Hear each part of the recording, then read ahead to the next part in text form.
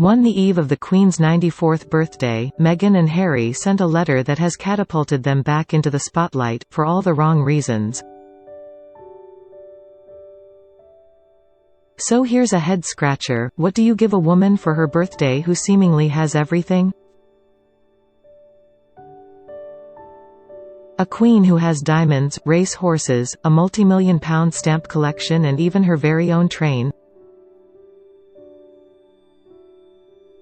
It's a conundrum, that's for sure, but here's one thing she would probably does not want on this her 94th birthday: a petty new PR headache courtesy of Harry and Meghan, the Duke and Duchess of Sussex.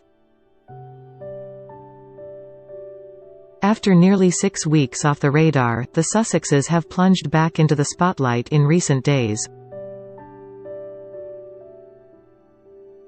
Last week they were caught by Los Angeles' marauding paparazzi working as volunteers to deliver food before being snapped out walking their beloved pooches. On Monday, the contents of a letter they had sent to the editors of 4 UK newspapers, The Sun, The Mirror, The Express and The Daily Mail, were made public, in which they spelled out in no uncertain terms they could expect zero engagement from them, which the UK's Society of Editors denounced as censorship. For Harry and Meghan, this letter was the latest salvo in a long-running war with sections of Fleet Street, with the couple having launched 3 separate lawsuits against various newspapers in 2019.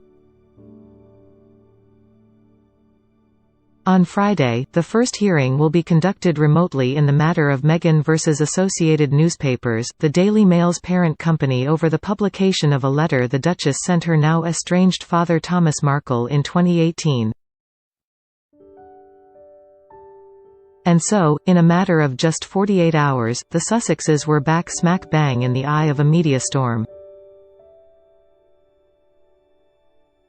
To start with, there is the highly problematic timing of all this. Harry and Meghan first flagged their intention to change their relationship with the press earlier in January, writing on their surreptitiously created Sussex Royal website, that they would be adopting a revised media approach to ensure diverse and open access to their work.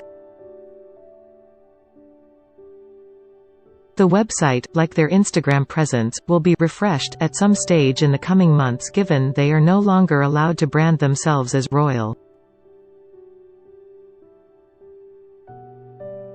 At issue here is not whether the couple is justified in taking this step, it is why the dickens they chose this particular moment to lay down the law, as it were. More than 16,500 Brits have died of COVID-19, including more than 100 nurses and doctors, while 6.5 million are suddenly unemployed. Even in their new home of the US, more than 45,000 have lost their lives. As the world faces the greatest peacetime disaster in a century, is now really the best juncture to loudly square off against the Fourth Estate, no matter how righteously the Sussexes might feel? The wider impression here is that the Sussexes are pursuing their own, many would argue legitimate, agenda rather than pulling together and helping Queen and country. Then there is the bigger picture, which is just what the couple's broadside will actually achieve or change. Realistically, will these 4 papers suddenly dramatically cut back their coverage of the Sussexes or only run plotting stories about their charity outings? I'd wager on the lives of the Queen's beloved corgis it absolutely will not. If anything, the couple's latest move may only serve to escalate the standoff between themselves and the UK's tabloid editors, and this seems to have already begun. The Sun's front page on Tuesday read, "Philip, 98, in rallying cry for unsung virus heroes, while some bloke called Harry, 35, has sent a different kind of message." Ouch, all of this comes at a time when the Sussexes' public standing back home in Britain has taken a drubbing.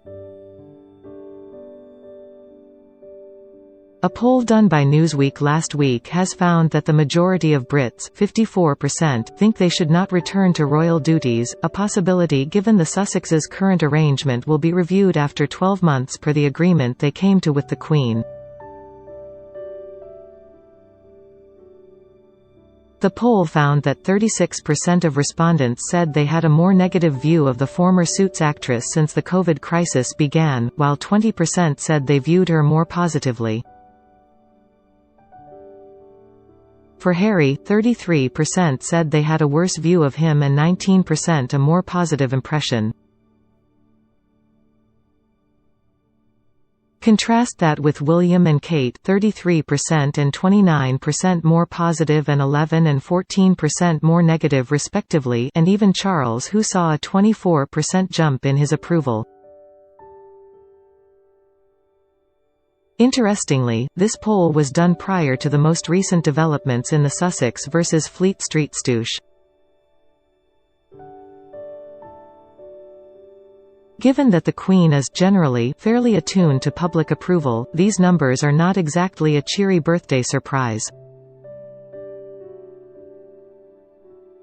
The even bigger picture here is that his latest chapter in the saga of the Sussexes comes at a time when the rest of the royal family is pulling together and pluckily doing their bit.